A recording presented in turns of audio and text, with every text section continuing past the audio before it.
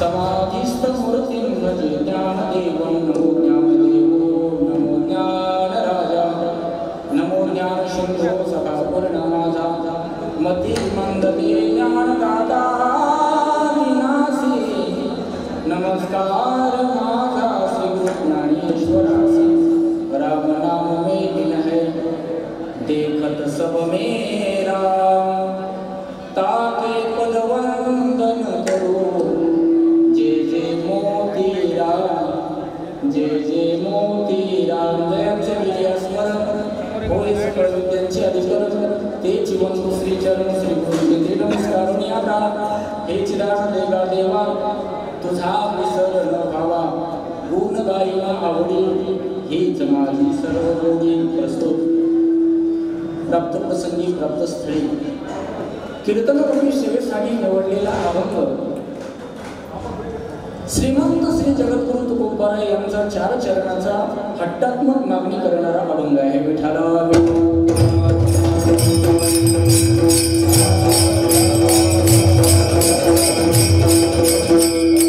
सेवेला अभंग करण्यापूर्वी थोडासा परिहार द्यायचा तो म्हणजे असा सालाबाद प्रमाणे याही वर्षी 1964 पासून आजपर्यंत जवळजवळ 60 वर्ष पूर्ण झाले. स्वानंद सुपनिवासी ब्रह्मीभूत श्री संत मोतीराम महाराज यांचा पुण्यतिथी सोहळा मोजे नांदेड नगरीमध्ये आज संपन्न होत आहे. बऱ्याच दिवसापासून या माहेश्वरी भवनचे ट्रस्ट आणि श्री संत मोतीराम महाराज सेवा समिती नांदेड तन मन धन श्रद्धा प्रेम त्याग समर्पण आणि संयम या गोष्टीचं आणि अनुकरण करून महाराजांच्या पुण्यतिथीमध्ये सर्वांनी आग्रहाने अट्टासाने भाग घेऊन माझ्यासारख्या अज्ञान पामराला या ठिकाणी सेवेची संधी दिली त्याबद्दल या सर्व नांदेड नगरीतील आमचे सेवा समितीमधले आदरणीय अग्रवालजी तापडियाजी मला सर्वांचं काही नाव पाठ नाही या नांदेड नगरीचं भूषण आदरणीय बाळासाहेबजी महाराज साजणे मला वाटतं तोषणीवालजी जाजू शेठ दरक शेठ काबरा शेठ बुतडा शेठ आणि लगोटिया शेठ खटोर शेठ मला सर्वांची काही नाव पाठ नाही पण जेवढे पाठ आहेत तेवढे सांगतो. बराडिया सेठ आहेत लड्डा सेठ आहेत शर्माजी आहेत काकाजी सोमानी बियाणी सागडा सेठ आहेत इन्नानी आहेत भुतडा भट्टड आणि मला नाव पण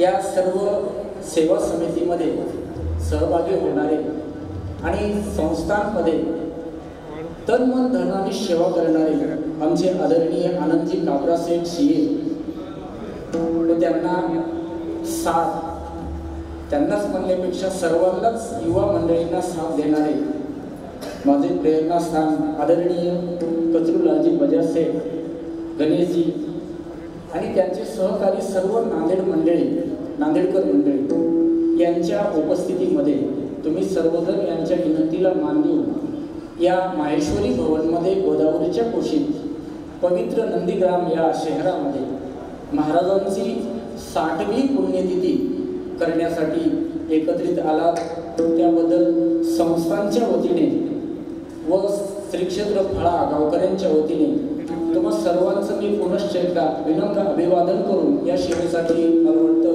भोकरहून आमची काही मंडळी आलेली आहेत हिमायतनगरहून काही मंडळी आलेली आहेत अर्धापूरहून काही आलेली आहेत वसमतहून आलेली आहेत आणि परिसरातील पंचक्रोशीतील सर्व मातृशक्ती आभारवृंद आपण गेल्या 60 वर्षापासून स्वानंद सुपनिवासी श्री संत मोतीराम महाराज यांची पुण्यतिथी सोहळा जयंती साजरी करतो.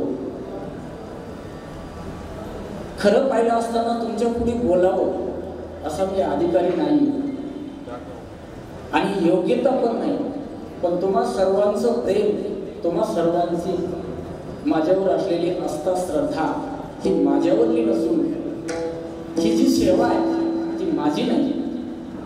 स्वानंद सुपनिवासी श्री संत मोतीराम महाराज संस्थान श्री क्षेत्र फळा महाराजांची सेवा आहे आणि महाराजांची सेवा महाराज करून घेत आहेत तिथे मी फक्त 2 रुपयाच्या हमालीचा मालक आहे. विठ्ठला विठ्ठला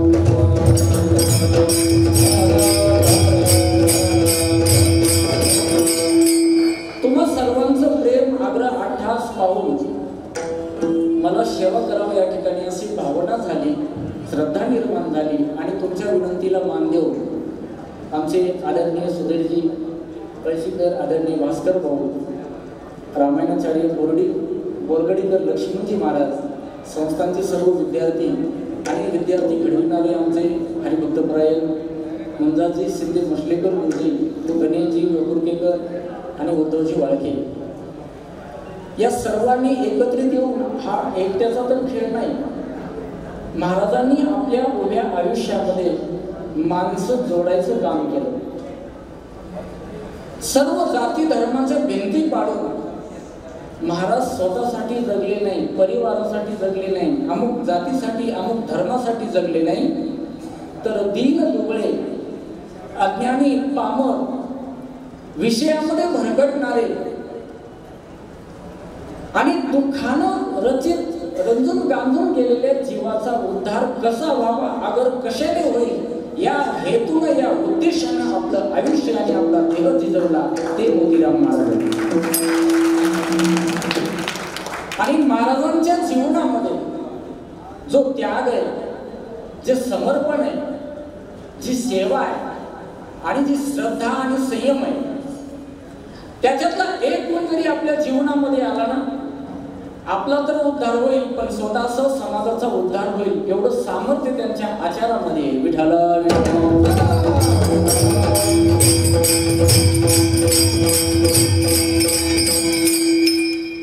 तुमची सर्वांची इच्छा आहे की महाराजाबद्दल मी काहीतरी बोलावं, पण महाराजाबद्दल बोलण्यासाठी एक सीमा सांगितलेली आहे साधू संतांनी. संताबद्दल बोलता येत नाही आणि जो बोलतो हे बोलतो ते खरं नाही, आणि जे खरं आहे ते कधी बोलताच येत नाही. महाराजांबद्दल काय बोलावं महाराज, काय वाणू आता न पुरे वाणी शाब्दिकाचे काम,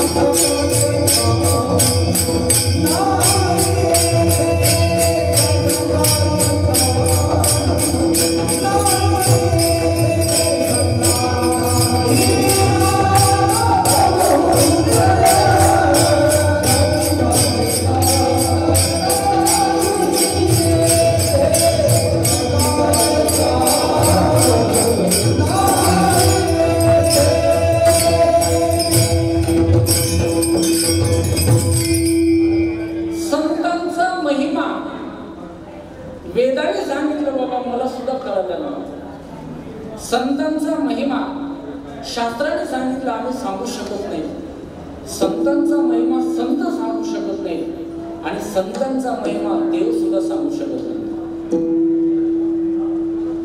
12व्या अध्यायामध्ये भक्तियोग सांगत असताना भगवान श्रीकृष्ण परमात्म्याने गीतेमध्ये म्हटलेलं आहे, योमत भक्त समे प्रिय, मला प्रिय आहे, पण किती प्रिय आहे हे सांगता येत नाही. अर्जुनाने प्रश्न विचारला, देवा तुझे भक्त तुला किती प्रिय आहे? त्यांनी सांगितलं, अर्जुना ही गोष्ट सांगायसारखी नाही. नारद भक्ती सूत्रामध्ये नारदाने एक सूत्र लिहिलेलं आहे. नारद महर्षी म्हणतात, मुख स्वादम, मुक्या माणसाला साखर दिली, मुक्या माणसाला, शुगर झालेल्या माणसाला नाही, मुक्या माणसाला साखर दिली, आणि त्याला विचारलं कशी लागते, ते सांगेल का? हावभाव दाखवेल, बरं. ज्या मुख्या माणसाला साखर दिल्यानंतर त्याला सांगता येत नाही, पण ज्याला बोलता येते त्याला जर साखर दिली तो म्हणेल गोड लागते, पण गोड लागते म्हणेल, पण किती गोड लागते म्हटल्यानंतर त्याला सुद्धा सांगता येणार नाही. तसं संतांचं जीवन सांगायचं झालं तर वेदाच्या भाषेमध्ये वेद सांगतो की बाबा मी संतांचं वर्णन करू शकत नाही. वेद निर्माण करणारा विधाता ब्रह्मदेव सुद्धा सांगतात, माझ्यानं संतांचं वर्णन करणं होत नाही. शास्त्रे सांगतं की बाबा संतांचं वर्णन नाही करता येत, आणि संतांचा अनुभव आहे. संतही म्हणतात मला संतांचं वर्णन करता येईल.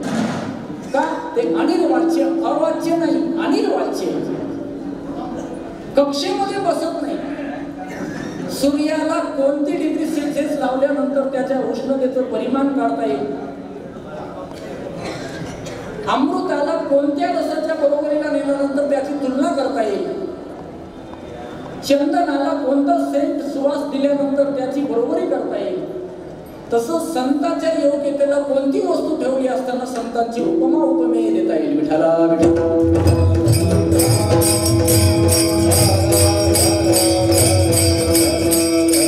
संतांचा महिमा वर्णन करता येत नाही म्हणून करून आणि असं वर्णन करता येत नाही. वर्णन करण्यासाठी योग्यता असावी लागते आणि अधिकार असावा. उगा पिढी भुक्या माणूस बसला त्यानं हिंद केसरी पैलवानाचं वर्णन केलं चालेल का? त्याची स्तुती नाही होणार, अपमान होईल. एखादी गरोदर माता आहे, एखादी वांद स्त्री आहे, तिनं वर्णन केलं नाही. एखादा विद्वान माणूस आहे त्याचं वर्णन मूर्खाने केलं, त्याची स्तुती नाही, अपमान होतो. शास्त्र सांगतं विद्वाने व विजानाती विद्वज्जन परिश्रमा नाही वंद्या विजानाती गृहीत सव वेदना. विद्वानाची किंमत विद्वानालाच कळते. नाथ महाराज म्हणूनच म्हणतात वांद्याची डोहाळे कैसे होती. तसं आपल्याला संतांचे डोहाळे कसे होतील किंवा कसे समजतील का आपला अधिकार नाही आणि आपली योग्यता पण नाही. कारण योग्यता कशी असावी लागते. योग्यतेचे वर्णन करत असताना शास्त्र सांगतो सुचिनाम श्रीमताम घे योग भ्रष्टोपी जायते. योग्यता जर मिळवायची असेल पवित्र कुलामध्ये, पवित्र कर्मामध्ये आणि पावित्र्यामध्ये जीवन जगल्यानंतर ती अवस्था प्राप्त होते. विठाला महाराजांचं वर्णन करावं एवढा मी काही अधिकारी किंवा योग्यता नाही, पण तुम्हा सर्वांचं प्रेम म्हणून एक वेडे वाकडे एक तासभरात तुमच्या पुढे चिंतन करण्याचा प्रयत्न करतो. विठाला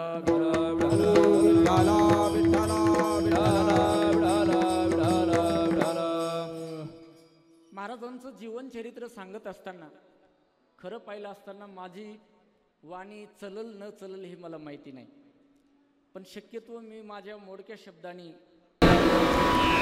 माझं आज्ञान तुमच्या पुढे प्रगट करतो.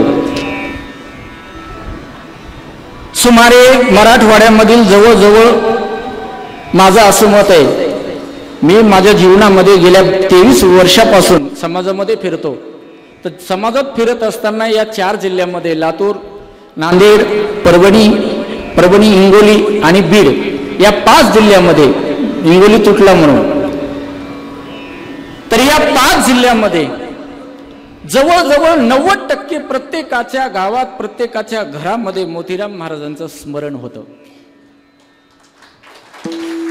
या मराठवाड्याला जर ओळखायचंच असेल तर फक्त आणि फक्त मोतीराम महाराजांमुळेच ओळखल्या जातं. आजही तुम्ही पश्चिम महाराष्ट्रामध्ये जा, माऊलीच्या सोहळ्यात जा, तुकोबारायांच्या सोहळ्यात जा, समाधी सोहळ्याला जा, आषाढी वारीला किंवा कार्तिकी वारीला जा, मराठवाडा म्हटलं की फक्त मोतीराम महाराज. मराठवाडा हे भक्तीचं माहेरघर म्हणजे हे मोतीराम महाराज आहेत. मोतीराम महाराजांचा जन्म 1867 पालम या गावी, भोतडा घराणा हा महाराजांचा मामाचं गाव आहे. नरसिंह मंदिराजवळ त्यांचं घर होतं आणि मामाच्या घरी म्हणजे आजोळी पालमला चैत्र शुद्ध पंचमी या दिवशी दिनांक 9/4/1967 साली रोजी शुक्रवारी रात्री 8:30 वाजता महाराजांचा जन्म झालाय. महाराजांचा जन्म होण्याच्या पूर्वीचा जो काळ होता तो मुघलशाही होती. या मराठवाड्यावर मुघलांचं राज्य होतं. मुघलांचं राज्य म्हणजे हुकुमशाही राज्य होतं, ज्याची लाठी त्याची भैस. त्या काळामध्ये कर वसुली अशी असायची महाराज, तुम्ही 10 एकर नाही 20 एकर 100 एकर जमिनीची माणसं असली 2-2 महिने पाणीच उघडत नव्हतं. पाऊस जर पडायला लागला तर 2-2 महिने पाऊस उघडत नव्हता आणि जमिनीत पेरायलाच येत नव्हतं, ते पीक कुठलं येईल. सर्व समाजाला खायला सुद्धा अन्न मिळत नव्हतं. अशा अवस्थेमध्ये सद्गुरू मोतीराम महाराजांचा जन्म झाला. गरीब घराण्यामध्ये. खंडाळी म्हणून गाव आहे गंगाखेडच्या दक्षिणेला 12 किलोमीटरवर. त्या ठिकाणी महाराजांची आज बी खासरा सातबारा निघते महाराजांच्या वडिलाच्या नावाने. काही कारणानं ते गंगाखेडला आले आणि गंगाखेड ही त्यांची कर्मभूमी आहे. महाराजांना दुसरे भाऊ होते, त्यांचं नाव आहे माणिकचंद. आईचं नाव आहे सरूबाई. बापांचं नाव आहे दौलतरामजी काकाणी. आणि एक बहीण होती रामकुंवर गोदावरी ताई. त्यांचा विवाह झाला आणि ठोळ्यामध्ये त्यांना सासरी दिलं. त्यांचं घरी गोकुळदास शेठजी नाव आहे त्यांचं. घरची परिस्थिती बिकट असल्यामुळं माणिक शेठचं लग्न झालं. ते कामामध्ये राहायचे, काम करून त्यांचा उदरनिर्वाह व्हायचा. आणि महाराजांचं मन परमार्थामध्ये लागलेलं होतं. पण ते परमार्थात मन असल्यामुळं या माहेश्वरी समाजामध्ये लक्ष्मी आणि कुबेर प्रसन्न असतो. पण संतांना या गोष्टीची फार चीड आहे. कारण संपत्ती म्हटलं की त्याच्या पाठीमागे 4 प्रकारचे अनार्थ असतात. धन म्हटलं की पंचदशीकार सांगतात पंचदशी ग्रंथामध्ये, पैसा म्हटलं की त्याला 4 प्रकारचे दुःख असतात. 4 प्रकारचा अनार्थ असतो पैशाच्या पाठीमागं. अर्थानामर्जने क्लेशस्तथैव परिपालने नाशे दुःखम वे दुःखम धिगरतान क्लेशकारिणा. पैसा मिळवायचा असेल तर रात्रीचा दिवस करावा लागतो. फुकट पैसा मिळत नाही. आणि मला असं वाटतंय या 21व्या शतकामध्ये युवा पिढीला पैसा मिळवायचा नाही, मिळवलेला पैसा कसा टिकवायचा किंवा कसा वापरायचा याची अक्कल देणं अत्यंत गरजेचं आहे. पैसा भरपूर झाला पण मिळालेला पैसा सांभाळण्याची अक्कल फक्त माहेश्वरी समाजाला आहे. फक्त माहेश्वरी समाजाला.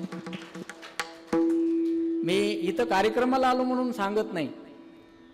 नाही महाराज, धन सांभाळायचं असेल तर ब्रिटिश शासनानंतर फक्त एकाच व्यक्तीने सांभाळावं, ते म्हणजे माहेश्वरी समाज. त्यांनीच सांभाळावं. कारण आपल्याकडे थोडं जरी आलं तरी बी, जरासं आलं तरी माणसं बुळबुळ करतात. पण एवढी नम्रता, एवढी विनयता आणि एवढी तीक्ष्ण बुद्धी आणि एवढे तीक्ष्ण विचार, साम्यता, ही गोष्टी जर शिकायचीच असेल तर या भारतीय युवकांनी फक्त या समाजापासून शिकावं. आणि त्या समाजात महाराजांचा जन्म झाला जिथं पैशाला देव मानतात आणि तिथं पैशाला महाराज विष मानतात. का मानतात? तर त्या पैशाच्या ठिकाणी 4 प्रकारचा अनार्थ आहे. पहिला अनार्थ आहे की पैसा मिळवणं फार कठीण आहे. अर्थ अर्जन करायला फार कठीण आहे. क्लेशच तथैव परिपालने. क्लेश म्हणजे दुःख. तसंच परिपालन करण्यासाठी मिळालेला पैसा सांभाळणं फार कठीण आहे. पैसा मिळतो पण सांभाळता आला पाहिजे. नाही सांभाळता, संरक्षण करता आलं पाहिजे. महाराज, कुबीरानं सोन्याची लंका मिळवली पण सांभाळता आली का? कारण ती सोन्याची होती. धन म्हटलं की अनार्थ आहे. रावणानं हुकुमशाहीनं मिळवली पण त्यालाही सांभाळता आली का? नाही सांभाळता आली. बिभीषणानं मिळवली प्रभूच्या कृपेनं पण बिभीषणाला सुद्धा सांभाळता आली नाही. बिभीषणानंतर लंका ही अयोध्येच्या कक्षेमध्ये आली होती. कारण लंकेतला जो 5000 वर्षापूर्वीचा बिभीषणाचा वंशज होता तो कर्णाने भारतीय युद्धामध्ये मारला होता. म्हणजे अखंड भारत हे श्रीलंकेसोबत आहे. मला एक सांगायचं की धन मिळणं हे सोपं आहे पण सांभाळणं कठीण आहे. क्लेशेस तथैव परिपालने नाशे दुःखम. त्याचा नाश झाला, दुःख वाटतं. महाराज, आपण धन कमवलं ना आपली मुलं जर विनाकारण व्यय करत असतील, खर्च करत असतील तर माणसं टुळतुळ उलटतात. महाराज काय सांगावं तुम्हाला, रात्रीचा दिवस केला, मया देखत लेकरं लेझिम खेळ येते आली. वाईट वाटतं माणसाला. आपले लेकरं जर अपेय पिऊ लागले, अभक्ष्य बक्षू लागले, आपण कमवलेली संपत्ती जर दुरुपयोगाला घालू लागली तर वाईट वाटतं, दुःख वाटतं, केलेल्याचा सीन येतो. वे दुःखम, जर कोण चोरून नेलं तर 8-8 दिवस भाकरच खात नाही. कोणी म्हणलं महाराज समजून सांगा, 4 दिवस झालं जेवणच केलं नाही सावकारांनी. घ्या सावकार जाऊ द्या, काय जे नशिबात असेल ते होणार आहे म्हटल्या. म्हणतात महाराज कसं खाऊ, टकटक दिसालय. म्हणजे वे म्हणजे चोरून नेलं तरी दुःख आहे, नाश केला तरी दुःख आहे, परिपालन त्याला सांभाळायचं असलं तरी दुःख आहे, मिळवायचं असलं तरी दुःख आहे. 4 प्रकारचं दुःख आहे. आणि त्या समाजामध्ये महाराजांचा जन्म झाला. 1867 साली जन्म झाला आणि 1964 महाराजांनी देह ठेवला. 1867 आणि 1964 म्हणजे 97 वर्षाचा जो काल आहे त्याच्यामध्ये 17 वर्ष मायनस करा, कारण बालपण ही नेणतेपणात जातं. महाराजांचे 17 वर्षाचे जीवन आहे ते प्रापंचिक घरी जीवन गेलं. महाराजांनी ज्या वेळेला त्याग केला घराचा त्यावेळेला महाराज 17 वर्षाचे होते. उरलेले जे 80 वर्ष आहेत का नाही, महाराजांनी वळकटी टाकून कधीच झोपले नाही. तो कोणीही म्हणावं की महाराज माझ्या घरी आराम केलं, कधी महाराजांनी रात्रभर झोप घेतली, कधीच झोपले नाहीत. ही पाठ पुन्हा पृथ्वीला लावलीच नाही. 80 वर्ष. ज्या दिवशी दत्तूबुवा ठाकूरनी लोहगावी माळ घातली त्या दिवशीपासून महाराजांनी ही पाठ कधीच पृथ्वीला लावली नाही. पाठीलाच पाठ फिरवली आणि समाजाचा उद्धार कसा होईल, अगर कशानं होईल याच्यासाठी रात्रंदिवस चिंतन केलं.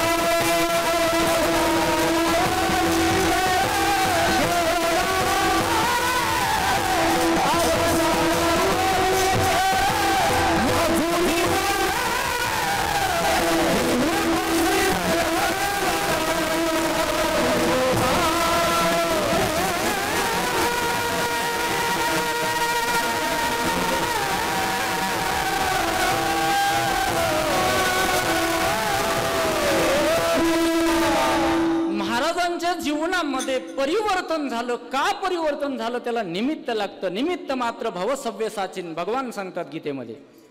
कुठली गोष्ट घडायची असेल तर त्याला निमित्त असावं लागतं. निमित्ताविना कुठलीच गोष्ट घडत नाही. आपल्याला मृत्यू होतो ना, त्याला काहीतरी निमित्त लागतं. भगवान परमात्म्यांनी प्रत्येकाच्या पाठीमागं निमित्त लावलेलं आहे, कारण लावलंय.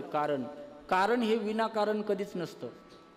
कोणी म्हणतो एवढा परमार्थ केला देवाने असं का केलं? नाही नाही नाही, देव तितका पागल आहे का? विनाकारण कोणालाही काही करायला नाही. नाही महाराज, जसं आपलं खातंय बरं का, जसं आपण खातो, जसं आपल्या खात्यात खातो, खात्यातलं खातो, तसंच आपल्याला ते काय करावं लागतं, फेडावं लागतं. कुठलीही गोष्ट जीवनामध्ये घडत असताना त्याच्या पाठीमागे 3 भूमिका असतात. आपलं कर्म, आपण केलेल्या कर्माचा साठा संचित, आणि आपण केलेल्या कर्माचा आपला भोग. या 3 गोष्टी माणसाला कधीच चुकत नाहीत. तुकोबाराय म्हणतात, ज्याले जीव निधी मारिलेची मरे, प्रारब्ध ते ओरे मागुतले, भोगत न घडे संचिता वाचून. तसं महाराजांच्या जीवनामध्ये प्रपंचाबद्दल त्याग व्हावा असं काय निमित्त घडलं होतं? महाराज बहिणीच्या इथं घरी भजन चिंतन करत असताना घरी हे होत नाही म्हणून भाऊजाईनं सांगितलं यांना काही कामधंदा लावा. त्यावेळेला आपल्या गोदावरी ताईच्या घरी, दिदीच्या घरी महाराज दुकानावर राहिले. त्या काळचा जो महिना होता, तो महिना सांगू तुम्हाला, कारण 1964च्या आधीचा जो काळ आहे 100 वर्षापूर्वीचा, त्यावेळेस माणसाला महिना होता फक्त 10 रुपये. महाराज 10 रुपये महिन्यानी ठोळा या गावी बहिणीच्या घरी किराणा दुकानवर राहिले होते. काही सांगता येत नाही महाराज. आमचे जे भराडिया सेठ आहेत ना परळीचे, तिथं आमचे डॉक्टर आमदार रत्नाकररावजी गुटे 1400 रुपये महिन्यानी होते. मी 3रीला असताना ही गोष्ट दुकानावर पाहिलेली. कोण? रत्नाकरराव गुटे आमदार, गंगाखेड विधानसभेचे 1400 रुपये महिन्याने होते. काही सांगता येत नाही. महाराजांच्या जीवनामध्ये 10 रुपये महिन्यानं नोकरी करत असताना एका आसामीला महाराजांनी बोलून आणायला सांगितलं गोकुळदास शेठजींनी. त्यावेळेला त्या आसामीला भीती वाटली की बाबा पिकलं तर नाही शेतामध्ये आणि सावकारला काय तोंड दाखवावं. पूर्वीचे माणसं फार इज्जतवान होते महाराज. पूर्वीचे माणसं फार इज्जतवान होते. आता जर कोणाला उधारी मागितली दमच निघत नाही. नाही दिल्यावर काय करशील. पण महाराजांच्या जीवनामध्ये समोर त्यावेळेस आलं. कारण शहाणी माणसं असतात महाराज. गीतेमध्ये भगवान परमात्म्याने सांगितलं, जाणतैनी तवची जीवावे अपकीर्ती अंगा न पवे. शहाण्या माणसानं तोपर्यंत जीवन जगावं की आपल्या अंगाला अपकीर्तीचा डाग लागत नाही, अपमानाचा, चारित्र्याचा, पापाचा, कोणाच्या शापाचा डाग लागत नाही, तोपर्यंत जीवन जगत जाऊ. पहिला झटका तिथं बसला महाराज. समोरच्या माणसाला आणायला लावलं. तो माणूस म्हटला, महाराज मी येऊ शकत नाही. काय तोंड दाखवू सावकाराला. त्यांनी सांगितलं, मी आहे, माझ्या विश्वास ठेवून चल. अकीर्तीम चापी भूतानी कतविष्यंती ते व्यायाम संभावितस्य चा कीर्ती मरणादतिरिच्यते. भगवान सांगतात, मरणापेक्षा अवकळा माणसाला दुःखदायक वाटते. शहाणा माणूस असेल तर ना, शहाणा असेल तर. नाहीतर मग कोटग्या लाज नाही, कालचा कोटग्या आज नाही. दुःख वाटलं. त्यांच्यासोबत हमी देऊन आणलं. पण उदारी न दिल्यामुळं गोकुळदास शेठजीने त्याला मारहाण केली आणि ते दुःख बघितल्यानंतर नोकरी सोडली. नोकरी सोडून घरी गेले. घरी गेल्यावर भाऊजाईने असं दंदिशा ताट आपटलं. बायांचा राग कशात असतो, माऊलीचा राग कशात असतो. भांडे पातेलं उलटणं, धार दिशा असं आदळलं. काम न करता कोण जगवावं.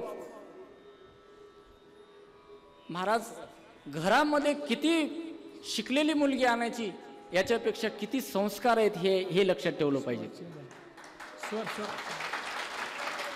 आता काही ठिकाणी आम्ही असे प्रसंग बघतो महाराज. आम्हाला वाटायला लावायला येतात कधी घरी पाहुणचार करायला गेल्यानंतर. आता मामाजीला आणि सासूबाईला आम्हीच सांभाळतो, अशी घरातली सून म्हणती. कोणाला सांभाळतो? आमच्याच घरात राहतात, आमच्याकडेच राहतात. म्हणजे हे घर काय बाई तू तिकडून आणलं का, चलत आलं का तुझ्या माहेरकडून, आम्हीच सांभाळतो. म्हणजे तुम्ही काय तिकडून शिदा राशन वगैरे काय आणलं होतं का. पण माणसं तशी बोलतात. भाऊजाईनं तसं टोचून बोलल्यानंतर एवढं निमित्त ऐकलं. अन्नाचा अपमान होऊ नये म्हणून प्रत्येक घासाला त्यांचं बोलणं ऐकू येऊ लागलं. महाराजांनी तेवढं अन्न खाल्लं आणि हात धुतला, ताटाला नमस्कार केला, आई वडिलांचं दर्शन घेतलं. जी भाऊजाई भाऊ बोलले त्यांच्यासुद्धा पाया पडले आणि एकदा त्या दरोज्यातून बाहेर निघाले. पुन्हा महाराजांनी कधीही त्या घराची चौकट कधीच ओलांडली नाही. पुन्हा त्या चौकटीत कधीच आले नाहीत. एवढंच निमित्त महाराजांच्या जीवनामध्ये झालं. महाराज आम्हाला रोजच बायको कुत्र्यासारखी अशी वस वस करते, तरी आपल्याला घर सुटत नाही, लाज सुटत नाही, त्याचं काहीच वाटत नाही. एवढं निमित्त महाराजांच्या जीवनामध्ये झालं. महाराजांनी घराचा त्याग केला. नागठाणा या गावी आले. आपल्याकडे जी समजा जे नोकरी करून राहिलेले जे 60 का 65 रुपये होते, त्याचा किराणा दुकान चालवलं.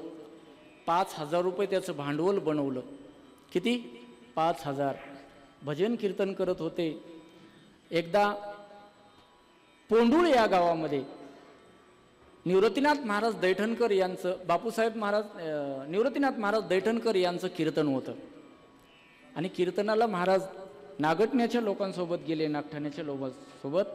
आणि तिथं गेल्यानंतर महाराजांचं दर्शन घेतलं आणि महाराजांनी सांगितलं, मला माळ घालायची आहे. ठाकूरबुवांचा घराणा म्हणजे खूप मोठा घराणा आहे बरं का. त्या घराण्यामध्ये दर 8 पिढीला भगवान परमात्मा जन्म घेतो. कारण जगद्गुरू तुकोबारायांचा वारसा मल्लाप्पा वास्करांनी घेतला आणि मल्लाप्पा वास्करांचा वारसा हा दैठणकरांचा आहे आणि त्या परंपरेतले सद्गुरू मोतीराम महाराज आहेत. विठाला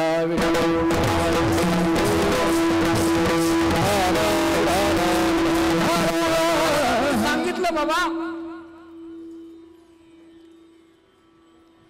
मोतीराम तू माळ घाल. त्याने सांगितलं महाराज मी ह्याच उद्देशाने आलो होतो पण मी आज घालणार नाही म्हणे, लोहगावला ये. लोहगावला आल्यानंतर तिथं गेल्यानंतर महाराजांनी सांगितलं मोतीराम तू दत्तूबुवाच्या हाताने माळ घाल. आता दत्तूबुवा हे निवृत्ती महाराजांचे लहाने भाऊ. महाराजांनी विचार केला माझ्यापेक्षा वयाने लहान आहेत आणि वयाने लहान हे गुरु कसे करावेत. थोडं महाराजांना शंका वाटली आणि महाराजांनी त्या मंदिराच्या समोर हरिबाबाच्या मंदिरासमोर एक आड आहे, त्या आडामध्ये पाणी हातपाय धुतले आणि वर आले.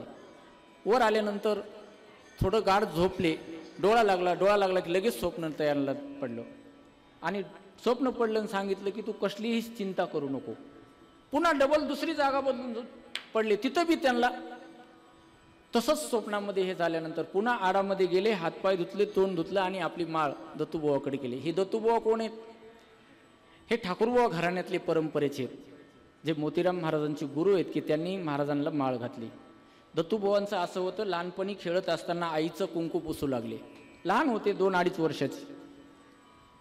आईचं कुंकू पुसू. आता स्त्रीचं मातृचं सर्वात मोठं लेणं काय आहे, सौभाग्य काय आहे? कुंकू आहे. ते कुंकाला हात लावल्या त्यांनी लगेच हात केला. सरक मेल्या म्हणले मुळावाला. दत्तूबुवा 2.5 वर्षाचे होते. म्हणले आई आज तू मला पुसल्यानंतर हे करायलीस, उद्या तू या हातानं पुसणार आहेस. एवढं म्हणले. रात्रीच त्यांचे बाप वारले. एवढा मोठं. कारण दत्तात्रेयाच्या 8 वाऱ्या केल्यानंतर लोहगाव ते माहूर 8 वाऱ्या केल्यानंतर ते नवसानं जन्माला आलेले होते. रात्रीच बाप वारला.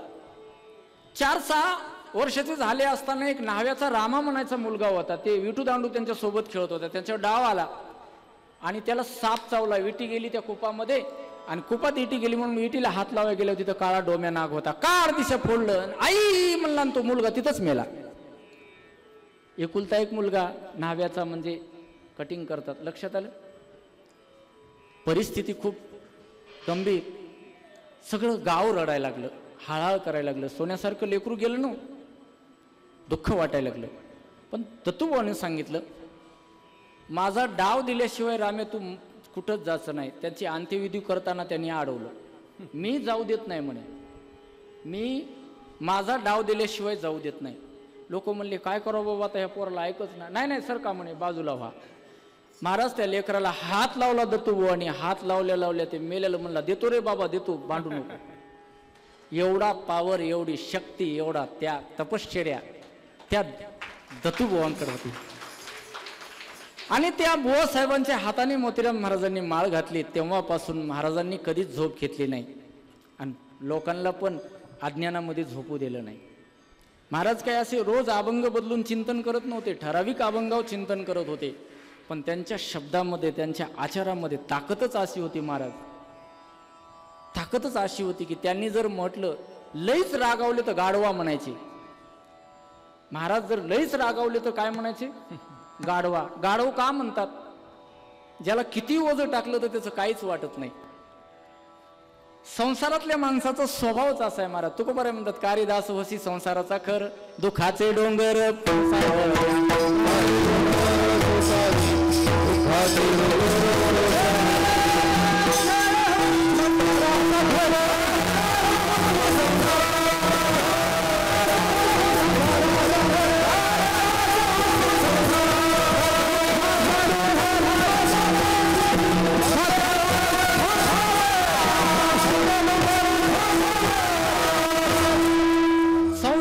लोकांना सांगायचे बाबा तुम्ही काय या संसाराचा दास होऊन बसलात. तुम्हाला दासच व्हायचा असेल तर माझ्या पांडुरंगाचा दास व्हा. तुम्हाला पुन्हा कधी दास व्हायची वेळच येणार नाही. हा उपदेश महाराजांनी लहानापासून थोऱ्यापर्यंत सर्वांनाच उपदेश दिला. आणि उपदेश करत असताना त्यांच्या जीवनामध्ये सहज लीला घडल्या. महाराज सहज आपण मणियार सेठ मला मागं सांगितलं की चांदीच्या पादुका घेऊन नांदेड ते फळ्याला येऊ लागले. येताना पाठीमागं पाऊस पडतंय आणि पुढं पाऊस पडतंय आणि त्यांच्या डोक्यावर पाऊस पडत नाही. पुढं 2 आऊड पाऊस पडतंय, रोड इतका अंतर, आणि पाठीमागं पण 100 फुटा इतका अंतर, आणि ते पायानं चाललेत. 2 ते 2.5 तास यांचा संपर्क झाला पाण्यासोबत. महाराजांच्या पादुका घेतल्यानंतर महाराजांनी जर असं वर पाहिलं तर पडता पाऊस थांबत होता, पण महाराज चमत्कार कोणाला दाखवत नव्हते. 1 पैशाची उदबत्ती जर समजा पाहिली, 2 पायल्या धान्यावर जरी ओवाळली आणि अन्नपूर्णा मातेची प्रार्थना केली तर हजारोनी समाज जेवत होता. त्या काळचा समाज आहे. 2-2 दिवस अन्न खायला मिळत नव्हतं. खायला बसल्यावर माणसं किती खात होते याचं मोप लागत नव्हतं. किती मोठा आश्चर्य असला तरी त्याचं मोजमाप लागत नव्हतं. पण महाराजांनी जर अन्नपूर्णा देवीची प्रार्थना केली तर मुठभर अन्नामध्ये सुद्धा हजारोनी भाविक जेवलेले. महाराजांच्या जीवनामध्ये सहज एकाच काळामध्ये 2 अवस्था होणं शक्य नाही. महाराज ज्या पांडुरंगाची निष्कामता सेवा केलेली आहे तो परमात्मा अशी कामं करत असतो. लोक म्हणतात महाराजांनी 2 कीर्तनं केली, महाराजांनी 2 केली. महाराजांनी 2 केली नाही, महाराजाची लाज राखण्यासाठी त्या पंढरीच्या पांडुरंगानं 2 रूप धारण करून कीर्तन केलं. महाराजांच्या जीवनामध्ये अनेक प्रकारचे प्रसंग आले. महाराज अनेक प्रकारचे प्रसंग आले. या पालम नगरीचा एक देशमुख होता ज्याच्या घरी 100 आऊत होतं. 100 आऊत, 1100 एकर जमीन होती. आणि महाराजाला फक्त तो उग्र रूपानं बोलला होता. स्वतः गोळी घालून मेला. पायाच्या अंगठ्यानं बंदुकीची गोळी दाबून कंठात गोळी घालून घेतली. महाराजांचं सामर्थ्य कोणीही वापरू शकत नाही. महाराजांच्या समोरून किती सामर्थ्यवान, किती मोठा कडक पाटील असला, किती जरी उद्धट, गुणवान, धनवान, ज्ञानवान जरी असला तरीही रंगनाथ गुरुजी परभणीकरासारखा वेदांत केसरी या मराठवाड्यात पुन्हा जन्मणार नाही. आणि ते रंगनाथ गुरुजी सुद्धा पांडुरंगाची शपथ घालून सांगत होते जगद्गुरु तुकोबारायांचा अवतार म्हणजे सद्गुरु मोतीराम महाराज आहेत. याला साक्षीला माऊली ज्ञानोबरायांचा त्या काळातला 1.5 लाख समाज साक्षीदार आहे. सोहळ्यामध्ये प्रवचन करताना प्रवचनामध्ये पांडुरंगाची शपथ घालून सांगितलं होतं की तुकोबारायांचा पुन्हा जर अवतार कोण असेल तर ते म्हणजे सद्गुरु मोतीराम महाराज आहेत. काय त्यांचा अधिकार असेल. पण महाराजांनी आयुष्यात कधी कीर्तनात वेदांत वापरला नाही. वेदांत शिकण्यासाठी महाराजांनी बऱ्याच शिष्याला सांगितलं रंगनाथ गुरुजीकडे चिंतन ऐकायला जा. पण महाराजांनी कधीही कीर्तनामध्ये सर्वसामान्य जनाला उद्धार व्हावा या उद्देशानं महाराजांनी प्रत्येक टाळकरी, प्रत्येक श्रोता जेवल्याशिवाय कधी कंबर बांधली नाही. प्रत्येकाचं दुःख महाराजांनी हिरावून घेतलं.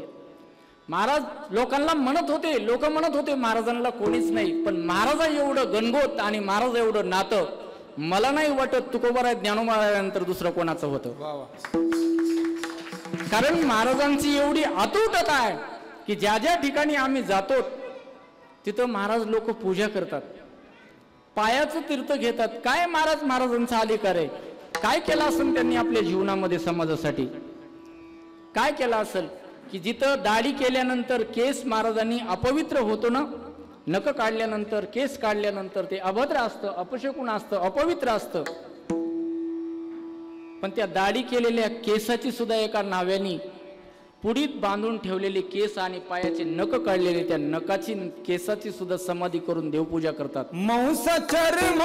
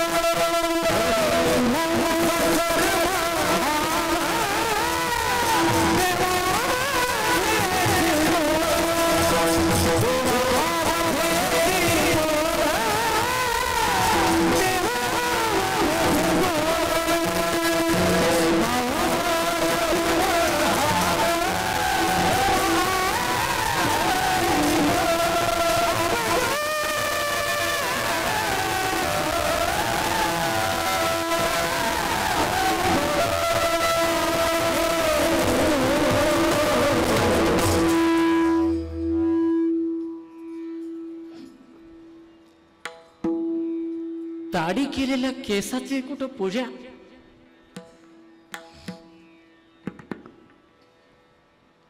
पायाला जखम झाली म्हणून त्या जखमेला बांधलेल्या पट्टीची कुठं समाधी असते, फेट्याची समाधी, गादीवर ज्या बसले त्या गादीची पूजा,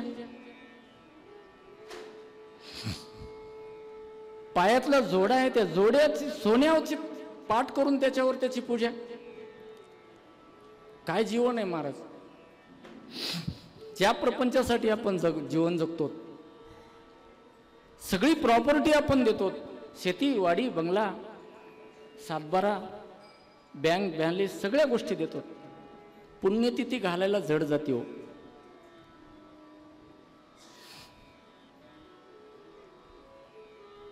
त्याचं वर्ष श्राद्ध घालायला जड जातो. कोण आहेत महाराज.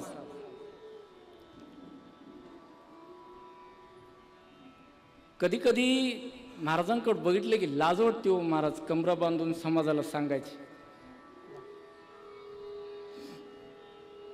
अलीकडचं न्यूज वार्ता जर बघितली ना, कीर्तनकार महाराज आमचं जे भौतिक जीवन बघितल्यानंतर आणि मोतीराम महाराजांकडे जर पाहिलं ना, लाज वाटते घराच्या बाहेर निघायला. काय महाराजांनी केलं असेल महाराज समाजासाठी. महाराजांनी कधीच कोणाच्या हातचं खाल्लं नाही. महाराज नाही खाल्लं, स्वतः स्वयंपाक करून खाल्ला. लोक म्हणतात महाराज स्त्रीचा म्हणजे विटाळ बाळगत होते, लांबून राहत होते, स्पर्श होऊ देत नव्हते. महाराज स्त्रीचा आदर पण तेवढाच करत होते, ध्यानात ठेवा.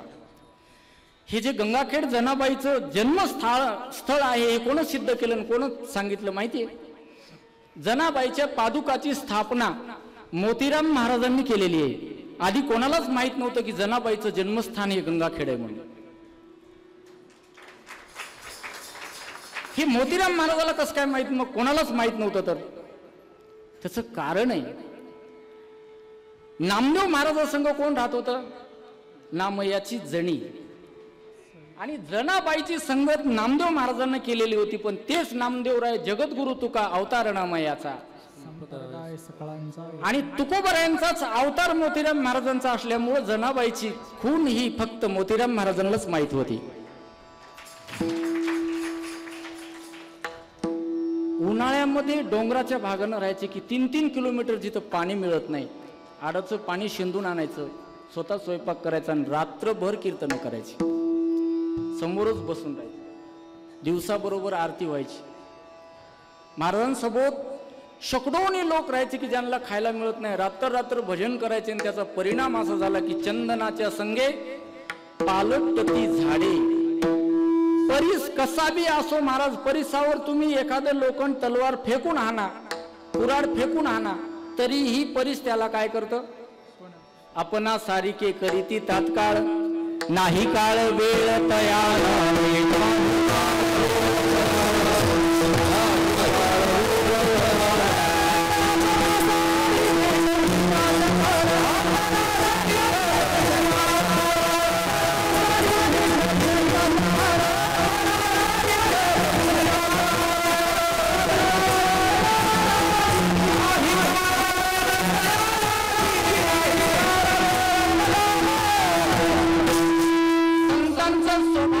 महाराज. काळ लागत नाही, वेळ लागत नाही, वस्तू लागत नाही, सामर्थ्य लागत नाही, प्रयत्न लागत नाही, भावना लागत नाही आणि क्रिया पण लागत नाही. याला वस्तू सामर्थ्य म्हणतात शास्त्रामध्ये. त्यांच्या सानिध्यात आला ना, कोणी असो, मग तो लायक असो का नालायक असो, त्यांच्या दृष्टीपुढे आल्यानंतर काहीच चलत नाही महाराज. फळा या गावातला टोकार मोकार आणि बेकार जर मुलगा कोण असेल तर हा सदानंद होता. नारदाच्या गादीवर आहे, महाराजांच्या पाठीमागे साक्षी देऊन सांगतो. सगळ्यात गावातला जर टुकार मोकार आणि बेकार मुलगा कोण असेल तर ते मी होतो. पण महाराजांची ती लादणी पाडली, जोडणी पाडली 1993 ला, 93-94 ला. आणि 94 ला ती पाडल्यानंतर ते वरचं का पाडलं, खालचं पुन्हा 97 ला पाडलं. 96 ला सुरू केलं आणि 97 ला ते पार झालं. पूर्ण ते काढून घ्यायचं ठरलं. मग ते समाधीच्या भोवताल उकरायचं होतं. मी सत्य सांगतो हा, नारदाच्या गादीवर आहे. मी कधी खोटं बोलतच नाही, कारण खरं बोलून माझे सगळे कामं महाराज करतात. त्याच्यामुळे मला खोटं बोलायची गरजच पडली नाही. ते महाराजाच्या बाजूने ज्या वेळेला गावकरी उकरत होते, ते समाधीच्या बाजूला उकरत होते. आणि उकरत असताना एक जणाची पार लागली त्या समाधीच्या त्या खालच्या साईडला. ते कच्च्या विटा आहेत, पहिल्या चापट्या विटाचं ते समाधीच्या खाली ते विवर केलेलं आहे. ती वीट घसरली आणि वीट घसरल्यानंतर मधून एक भुंगा निघाला काळा, आणि इतका उजेड निघाला महाराज, मी स्वतः बघितलाय. बाप रे एवढा तोंडातून शब्द निघाला ते बघितल्यानंतर. मी स्वतः मदत बघितले की एक तांब्या आहे, त्यात कणकीवर ठेवलेला आहे, त्याच्यावर दिवा आहे, आणि त्या घटाच्या बाजूनं महाराजांच्या पांढऱ्या नागपुरी धोत्राच्या त्या कापडामध्ये महाराजांच्या आस्थी ठेवलेल्या आहेत. हे स्वतः मीच बघितले. मी बापरे म्हणल्या त्या समोरच्या माणसानं गद्दिशा ते दाबलं. मला म्हणलं काय झालं. चिरकत पळालो, घरला गेलो. 2 दिवस ताप आला. तेव्हापासून महाराज स्वप्नात यायला लागले. महाराज तेवढंच दृश्य बघितलं. आळंदीला गेलो. महाराजांच्या कृपेनं महाराजांचे गुणगान करण्यासाठी, महाराजांची वेगळी वाकडी सेवा करण्यासाठी फक्त तेवढं दृश्य दिसलं मला. काय सामर्थ्य असेल त्यांच्यात, की काय भाग्यवान असतील की ज्यांनी प्रत्यक्षात मोतीराम महाराजांचं दर्शन आणि सहवास घेतलाय. किती भाग्यवान असतील होते. मला एक सांगायचे, महाराजांच्या जीवनामध्ये असे अनेक प्रकारचे किस्से घडले, अनेक प्रकारचे. पण महाराजांनी असं मुद्दाम म्हणून कोणाला काही चमत्कार असा दाखवला नाही, कधीच नाही. कारण ज्ञानोबा सांगतात की जे महात्मा असतो ना, तो चातुर्य दाखवत नाही, चातुर्य लपवतो. चातुर्य लपवी महत्व हरवी, पिसेपण मिरवी जगा माझी, आणि पिशेपण मिरवी जगा माझी किंवा आवडवणी. शहाणी माणसं चातुर्य लपवतात, प्रगट करीत नाहीत. महाराजांनी कधी चातुर्य दाखवलं नाही, पण ते त्यांच्या क्रियेतून सहज अंतरीचे धावे स्वभाव बाहेरी धरिता ये परी आवरे ना. जे आत पोटात असतं तेच ओटामध्ये येत असतं, आणि ओटात आल्यानंतरच कळतं की हा विषय आहे, पामर आहे, जिज्ञासू आहे का संत आहे. झाड जाणीचे फुले, माणूस जाणीचे बोले. महाराजांच्या जीवनामध्ये ही कसली जादू टोना ही प्रकार नव्हता. अंधश्रद्धेला कसला बी भाग नव्हता, थारा नव्हता. पण महाराजांच्या जीवनामध्ये भक्ती ही मात्र प्राधान्य, तेही प्राणा परवते. स्वतःच्या प्राणापेक्षाही महाराजांनी भक्तीला, साधनेला जपलं आणि समाजाचा उद्धार केला. ते मोतीराम महाराज जीवन जगत असताना सतत म्हणायचे, राम राम म्हणता जावे माझा प्राण. काय होय राम राम म्हणताना, देवाचं नाव घेताना प्राण गेल्यानंतर काय होतं. भगवान परमात्म्याने करारनामा दिलाय. साखर कारखान्याचा एखाद्या पुढाऱ्याचा करारनामा नाही हा एका भगवंताचा, जगाच्या मालकाचा करारनामा आहे. काय, अंतकालीच मामेव स्मरण मुक्त्वा कलेवरम य प्रयाती समत भावम याती नास्यत्र संशया. भगवान सांगतात, अंतकाळी ज्याच्या मुखाला नाम आलं ना, त्याला मोक्ष किंवा त्याला काही मिळवायचं जगामध्ये काही शिल्लक राहत नाही, एवढा नामाचा प्रभाव आहे. तुका म्हणे सुखा पारणा,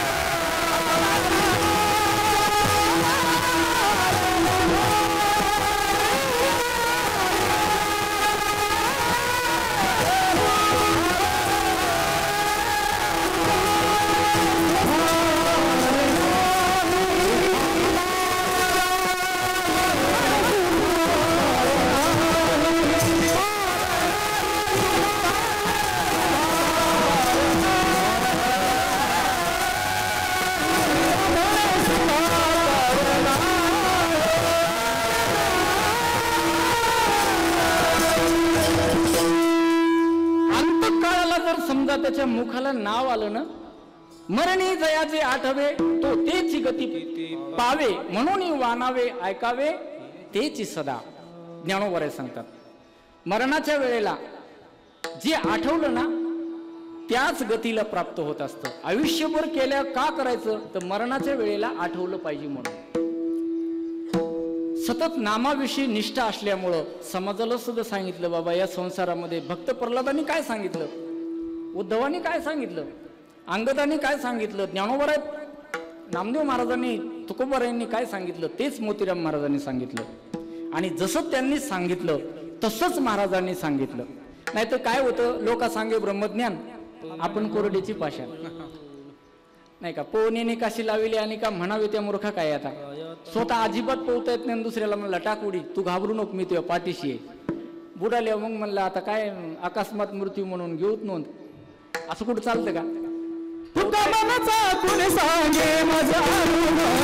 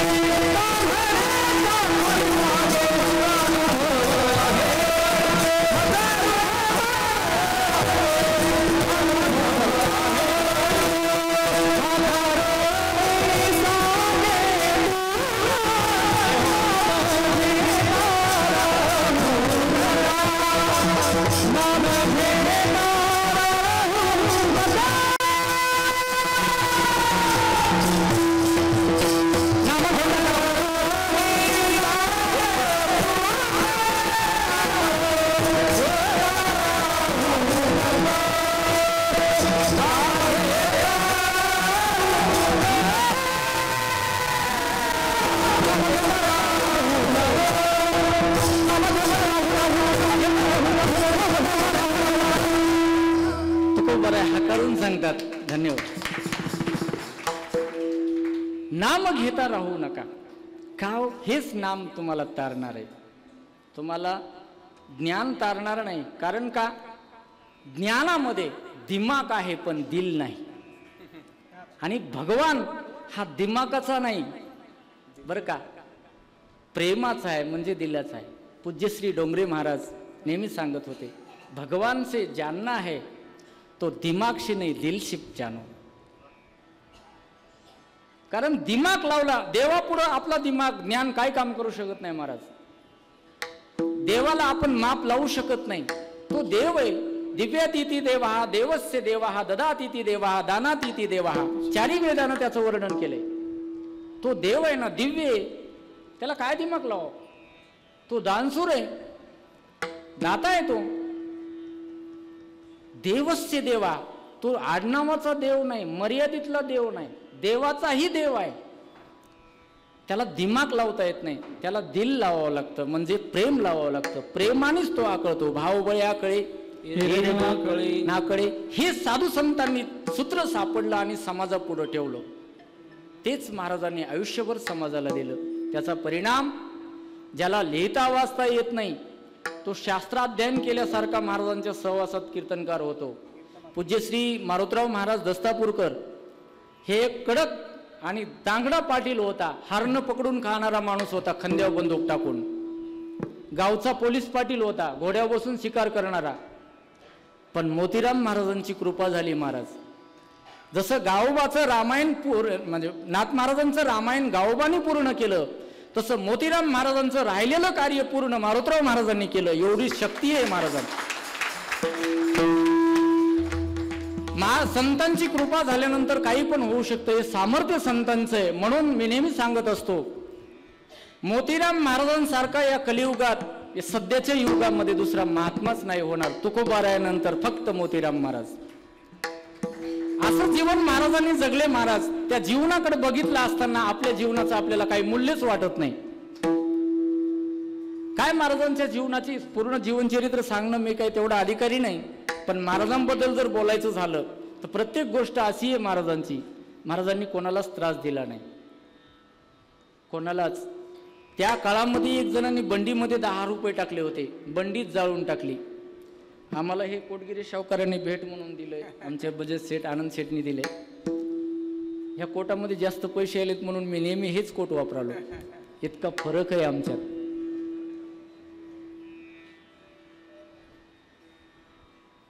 ही सताळ बंडी आहे आम्ही असं समजतो, नेहमी हीच वापरतो कार्यक्रमाला. बघा त्या फोटोवर पण हीच आहे.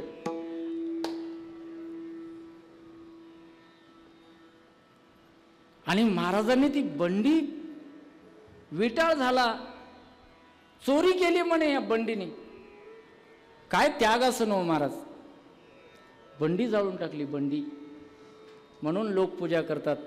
मी नेहमी म्हणत असतो, एक मोठ्या पुरुषाचं वाक्य आहे बरं का, माणसाच्या जीवनामध्ये कुछ किए बिना किसी की जय जयकार नहीं होती और कोशिश करने वालों की कभी हार नहीं होती. नाही महाराज, महाराजांनी आपली कोशिश सोडलीच नाही. समाज किती अधोगतीचा, तुम्हाला सांगू फळ्याचा इतिहास, मला माहिती तेवढं सांगतो, 2 मिनिटात सांगतो. ज्या ठिकाणी महाराजांनी देह ठेवला तिथं महिना महिना बाया आणून नाचवीत होते. पूर्वी तमाशे चालत होते. समोर एक लिंबाचं झाड होतं, त्या लिंबाच्या झाडाला रोजचे 10 ते 12 ते म्हणजे कापून बकरी ठेवायचे टांगते, अशी त्या गावची स्थिती होती. मी त्याच गावचा आहे. माझ्या बापाने गुढीपाडव्याच्या दिवशी महाराजांना गरम पाण्यानं आंघोळ घातली आहे, कारण पूर्ण गाव हलकी लावून आंघोळ घालत होतं महाराजांना गुढीपाडव्याच्या दिवशी. पण ते गाव असताना तसं ठिकाण होतं, पण महाराजांनी ती जागा 4 रुपयाच्या बाउंडवर सदस्य पंचायत सदस्याकडून लिहून घेतली आणि 15 दिवसांना आधीच सांगितलं, मुहूर्त बघा, धोंडोपंत देवा, पालमचे धोंडू महाराज म्हणून होते, ज्योतिष त्यांचं फार तज्ज्ञ होतं. त्यांनी सांगितलं बघा, आणि एखादा गुरुवार बघा. आयुष्यभर महाराजांनी गुरुवार उपवास सोडला नाही कधी. गुरुवाराला खूप प्राधान्य देत होते महाराज. गुरुवार पाहून एखादं मुहूर्त बघा. त्याने सांगितलं या गुरुवारी मुहूर्त नाही आहे महाराज. म्हटले मग पुढचा बघा. पुढचा आहे पण चतुर्थीसह पंचमी आहे. 1964ला जशी चतुर्थीसह पंचमी आज आली, ती ह्या वर्षी आलेली आहे. या वर्षी कारण तिथी क्षय झाला. मी कॅलेंडरवर चतुर्थी टाकली, गाथा मंदिरवाल्यांनी सुद्धा म्हणजे पंचमी उद्याच्या 24 तारखेला टाकली, कारण उगवता सूर्य ही तिथी मानली जाते ज्योतिषच्या नियमात. आम्ही पण कॅलेंडरला टाकली, गीता मंदिरवाल्यांनी टाकली, गाथा मंदिरवाल्यांनी टाकली. पण तिथी क्षय झाल्यामुळं आज 23 तारखेला येण्याचा योग आहे की आज पंचमी माध्यान्ह योगामध्ये 12 वाजता आहे. उद्या 12 वाजता नाही, 10:30ला तिथी संपायली उद्या. म्हणून हा पुण्यतिथीचा योग 1964 नंतर आज आलेला आहे. आणि ही तिथी एवढी पवित्र आहे. महाराजांनी सांगितलं की बाबा जर पवित्र काळ असेल तर या ठिकाणी किती वाजता जायचं? 4:01 महाराज पवित्र काळ आहे.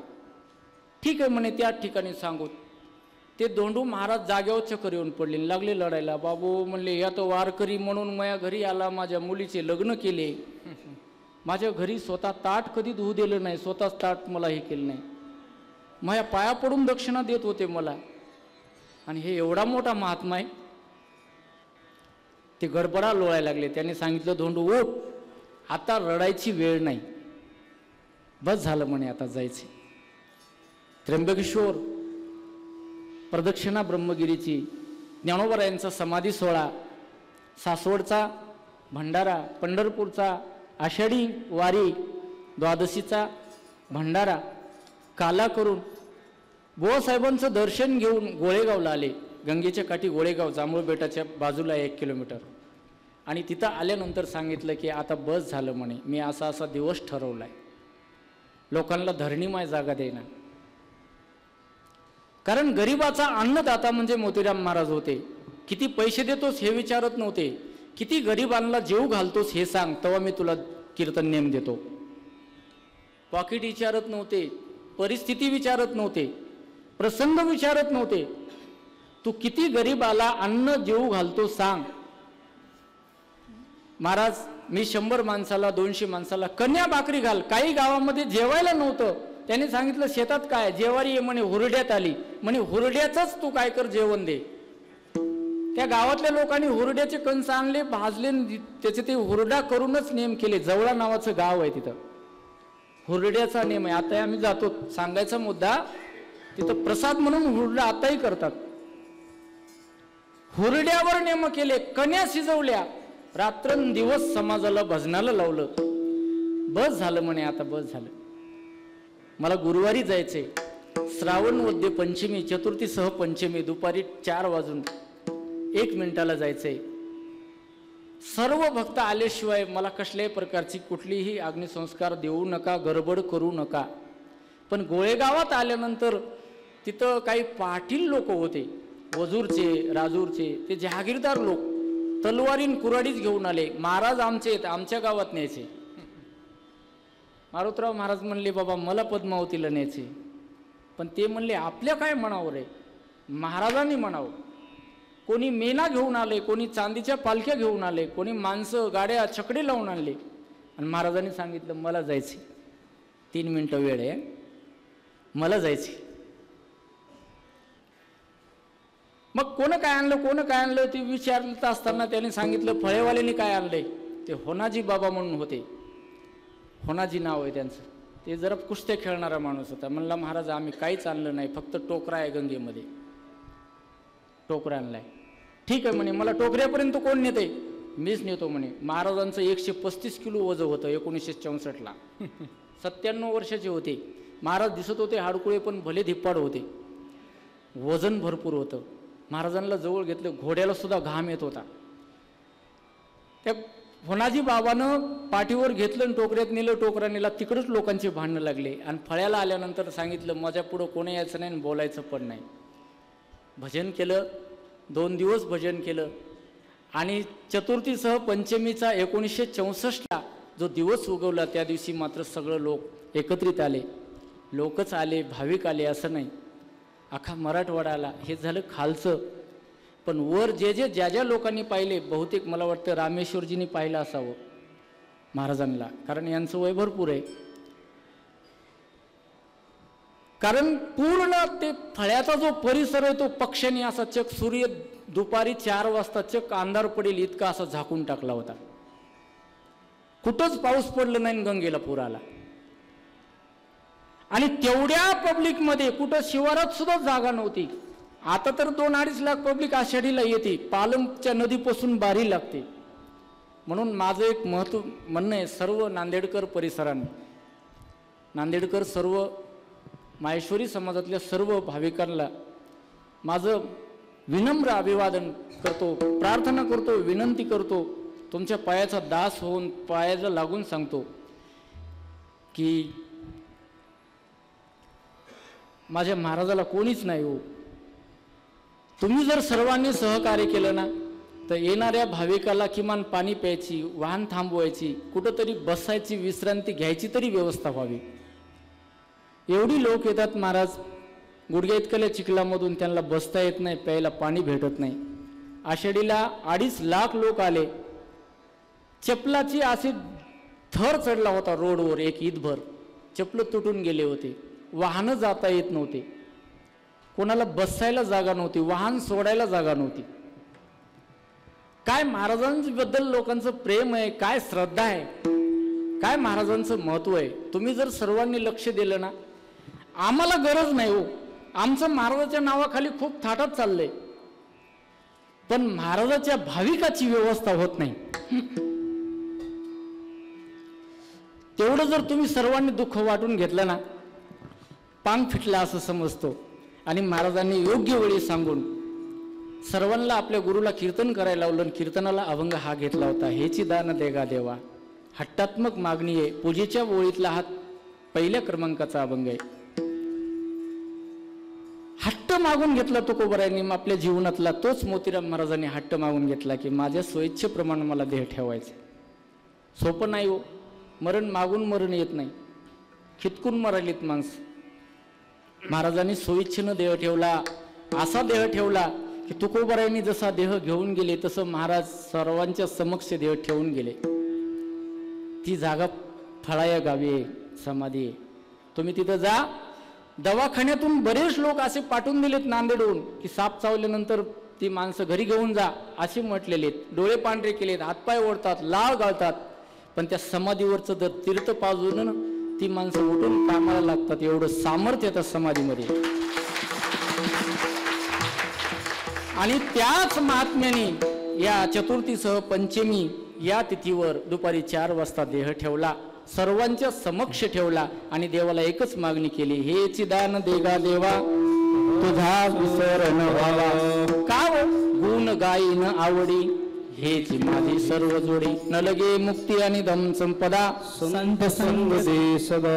महाराज हे करायचं असल्यावर गर्भवास होईल ना. महाराज अभंगाच्या शेवटच्या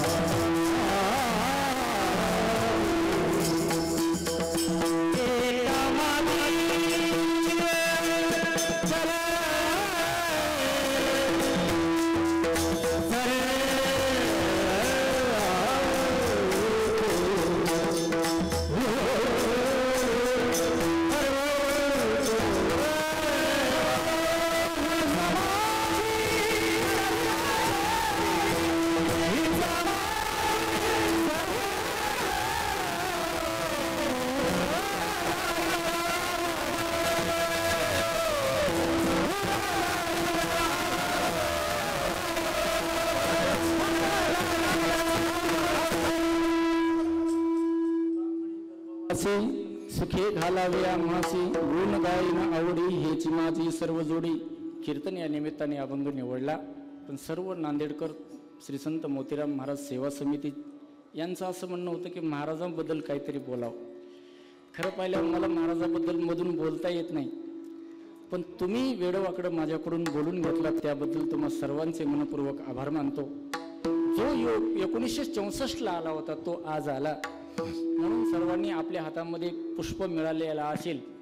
महाराजांची पुण्यस्मरण, त्यांना पुष्पांजली उभा राहू नये.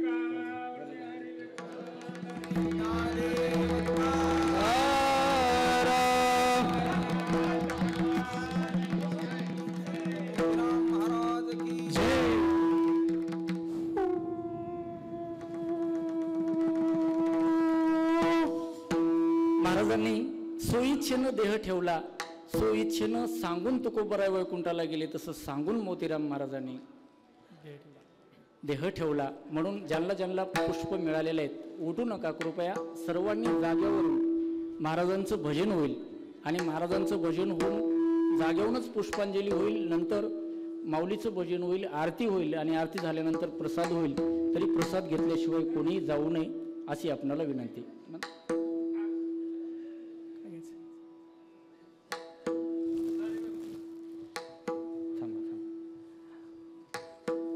सर्वांनी भजन करायचं आहे.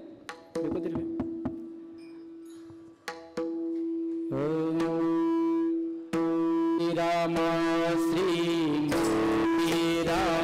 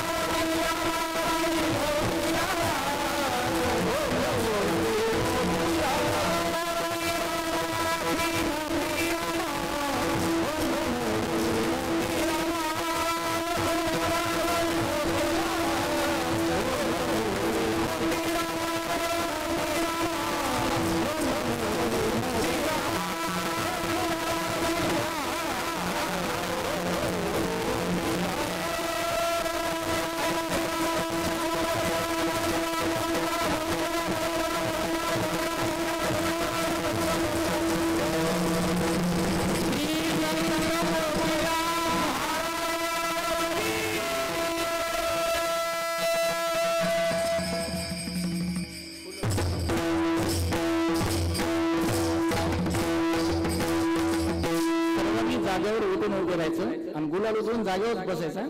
झालं, 1 मिनिटात शेवट. श्री मंडळी